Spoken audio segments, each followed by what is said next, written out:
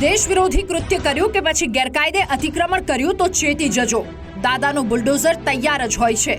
દેશ અને રાજ્યના સરહદી ક્ષેત્રની સુરક્ષા સામે સરકાર કોઈ બાંધછોડ કરવા તૈયાર નથી. ખાસ કરીને સરહદી વિસ્તારોની સુરક્ષા માટે સરકાર કટિબદ્ધ છે, જેના ભાગરૂપે જ ભુજથી માંડી જામનગર સુધી દબાણ હટાવવા તંત્રે ધોંસ બોલાવી.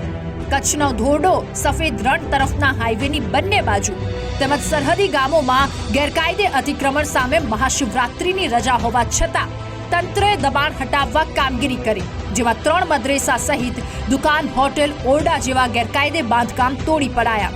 આ તરફ જામનગરમાં પણ માથાભારે રઝાક સાઈચા પરિવારના 3 ગેરકાયદે બંગલા તોડી પાડવામાં આવ્યા.